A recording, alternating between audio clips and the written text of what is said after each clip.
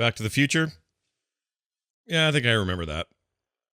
So I'm pretty sure that started out, I don't know why, I just remember a bunch of like machines and like can openers and stuff and something that fed the dog. And then a bunch of alarms went off. So there was a bunch of clocks somehow. And that told Marty it was time to get to school, I think, on a skateboard. Not a hover one like the second movie, but just like a normal skateboard with wheels on it. And he would skitch behind cars and trucks and stuff. At least I think he was going to school. Oh no, he wasn't going to school. He was trying to go to Doc Brown's house, right? He couldn't find Doc Brown or something. And he went in there and he saw this. There was like a big speaker on the wall, and he decided to play an electric guitar really loud with the amplifier turned up all the way, and it blew him back into the shelves. And then either Doc Brown showed up or didn't show up or something, but then the alarms went off. Anyway, he had to get to school, so he went and grabbed some more cars with his skateboard. And when he got there, he was super late, and there was like Huey Lewis and the News music going on, I think, pretty much that whole time that he was getting pulled by cars. And he went in there, and there was that guy, he's the principal of the school, and he was the same dude that was in He-Man Masters of the Universe. He was in that. He played a cop in that. He's all pissed and yells at him and says, McFly, what are you doing? You're late again. Let's get to class, you dummy. McFly's like, the man's keeping me down. Gotta get to class. What a bummer. But I don't think he got to class. Didn't he run into, I think he ran into his girlfriend, and she had on a weird vest, I think. So did he, but they both kind of had weird vests on, and they talked for a minute in the hallway, and she's like,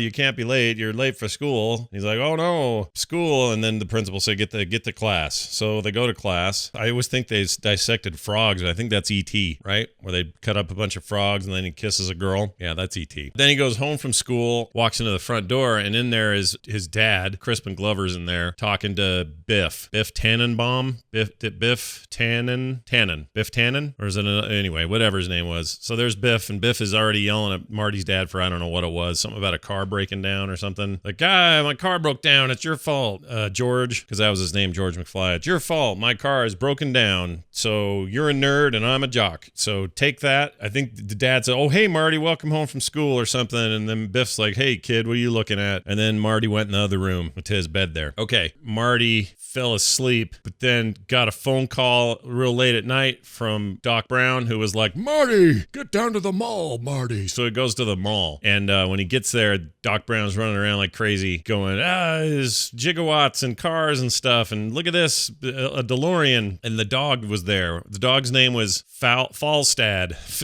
Fenric, what was it? Philip. Whatever. The dog is going to be not the victim, the guinea pig. They're going to put the dog in the car, and my memory is that they shut the door there of the DeLorean that got the little stupid thing in the back that was going, that was the, whatever it is, it's called flux capacitor, and that was humming away. So then he put in some really dangerous material to make it go. I guess it was nuclear or something. What was that? Anyway, whatever that was. And then the car took off and reappeared, and I think it left some like flaming road lines. And this whole time Marty's filming this with his giant freaking video camera with a huge VHS tape in it, because that's all they had back then were these giant ridiculous cameras. All right, so the dog gets back, he's safe and happy and all's well there. And then right in the middle of all that, they're like, yeah, look at us, we traveled through time, and look at the clock on the thing, it was a minute before or something like that. And then boom, a van like a bat out of hell, and it's got some stereotyped Middle Eastern people in it. They're mad because I guess Doc Brown they took their nuclear material, which seems weird because it wouldn't be the other way around. Like a terrorist group would go get this material, but he went and took it from them, and they see Doc Brown there, and he's like, Marty, and then they shoot up Doc Brown, just and Marty's hiding behind a van or something, or a car or something, and he can't, so he doesn't see Doc Brown get shot, just sees him sort of flailing around and hitting the ground, and now he freaks out, and I think he yells, Doc, I think. No, Libyans. That's who it was, freaking Libyans. The Libyans see Marty, and they chase him in the thing, and they start shooting at him, and then Marty's like, oh no, and he's shifting real hard in the car, he's got the dog with him still, and he's flooring it, and he gets to 88.8 miles per hour, which is the threshold number you got to get to travel through time, and boom, and he travels through time, and now he's in a barn, and a whole family of farmer people come out. I guess that's where the farmers lived, where the mall is now. And they came out, and they're like, oh, there's a guy in the barn, and he's wearing all this stuff, and he came out with the hazmat suits and was like, don't fear me, I'm like you, and they all went, and they shot at him. I don't know what happened after that. They parks the car behind a billboard or something and says, "Oh, I can't believe we're in 1955." Or maybe he doesn't know this yet, but he's going to know it real soon. Oh, I totally forgot. There was a part way earlier where Marty and his girlfriend with the weird vest were at the clock tower, and that lady came out and says, "Save the clock tower." And she was showing him the date and time of this historic moment when the clock tower got hit by lightning. So anyways, he's like, "Oh no, I'm in a time that isn't my time. So I'm going to look around and see what I can see." And he goes into town and he meets a waiter or something that becomes the mayor later. Some black guy. I don't remember the deal with that. And then Biff comes in there, I think, and says, "What are you looking at, butthead?" And that's because his dad's there. Marty's dad's there, and he's being a nerd, and Biff's mad because his homework didn't get done right or something. So anyway, Marty did something rude, and one of the girls there liked that. She thought, "Oh, that was a hot thing you did. He doesn't know this, but she's his mom from the future, or she will be his mom." So now his mom has got the hots for him when really she's supposed to figure out a way to get with George, right? The nerd, the town nerd. But nope, she's all into her son in the past for the future. Anyway, so they go on a car chase, skateboard thing where I don't remember much about that except at some point they all yell and their car turns into a giant truck full of manure, which, see, that's funny because it's manure when they yelled it. Anyway, so he gets away and you figure, hey, Biff's going to get his revenge. So jump ahead a little bit. I'm pretty sure George gets hit by a car or something. Marty ends up saving him. Oh, no, that's what it was. Marty gets hit by the car trying to save George. And then they end up at her house, his mom's house, or his future mom's house. And they take care of him and help him feel better and stuff. And I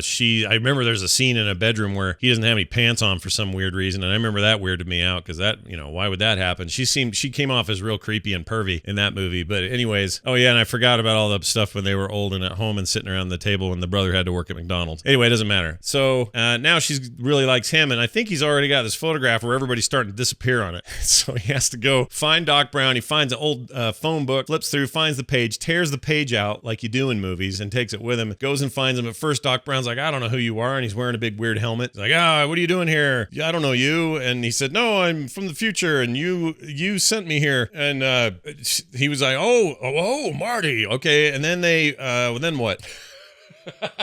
Oh yeah, they have to come up with a plan. They got to make a plan so that George meets his mom and that she falls in love with him and not Marty. And if they don't hurry up, the pitcher's going to keep losing body parts of his siblings until they totally disappear, and then he's going to disappear. So they arrange this dance, and they go to the dance, and it was something under the sea, like fish under the sea, the fish under the sea dance. Is that it? Anyway, they go there, and there's this band playing that was supposed to be like Marvin Gaye's brother or something. Was it Marvin Gaye? I don't remember. But anyway, they're playing this music, and at some point, Marty gets up there and does some rock and roll, and he calls his brother Marvin Gaye and says, "Hey, you should hear this. This is good stuff. One day, this will be the real thing." And then that's that's how rock and roll began. Anyway, so they're trying to arrange this deal so that when Biff comes, Biff will I know what it was. He's supposed to, how did that work? He's supposed to come and make moves on, I got it. Marty was supposed to make moves on his mom, but then George would intervene and seem like the hero because he stopped him from being a jerk. And then sadly, what happened is Biff came and found Marty, threw him in a trunk, and got in there and was trying to make out with that girl. I can't ever remember her name, but she was on Howard the Duck in her underwear, if you guys recall. Anyways, they fight in the car, George comes and goes, "Get your damn hands off her." And then Biff goes, "You say something to me?" And he comes out and they have a little tussle there, and he gets his arm put behind his back, and then he looks at her and says, "Is it Elaine? Charlene?"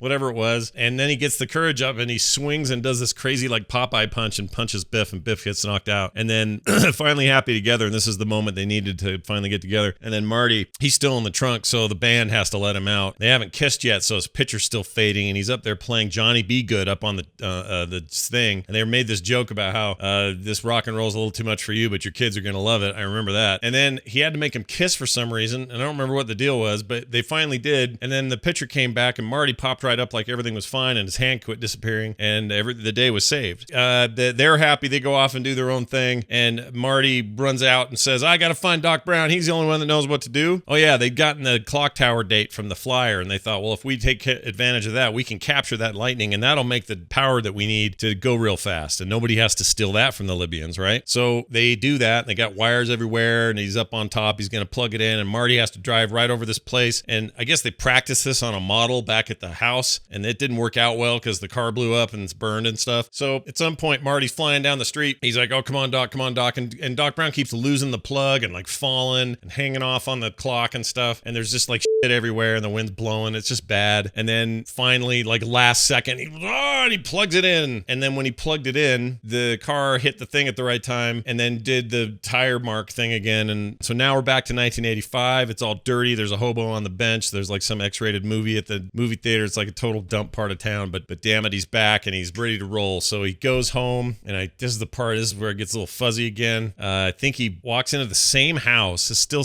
kind of a piece of shit. Oh, I know what it was. He goes there that night, and he just falls asleep in his bed, and then wakes up the next day and walks out in front, and there's this like huge, expansive house. Brother's in like a suit getting ready to go to the office, and his sister's like super smart or whatever, and mom's and dad don't look terrible. They look like they're okay, and everyone's got money and like success and happiness or whatever. They go outside, and you're like, oh, there's the girlfriend in the weird vest again. Sweet. So we're back together, and then, oh yeah, Biff's all subservient and like a total like grunt now. He's put in his place, and George like tells him what to do and stuff. So that's pretty good how that turned out. So they go outside. All is well. The story's going to end here, but no, they hear a horrible sound. It sounds like the DeLorean, and suddenly it pulls up, and Doc Brown's wearing huge, dumb-looking sunglass shade things, like VR goggles, and says, "Marty, it's your kids." So they all hop into the thing, the girlfriend included. And by the way, she's not in the other movies. This is the only time you get to see her, and I had a big crush on her. Anyway, they get in the car, and they're like, how do we get there? And he says, roads, we don't need, where we're going, we don't need roads. And then he jammed a bunch of shit in the machine in the back. It was like a Mr. Fusion or something. I think I may actually have that right. And then they took off, and then Huey Lewis sang us out. That's how I remember it.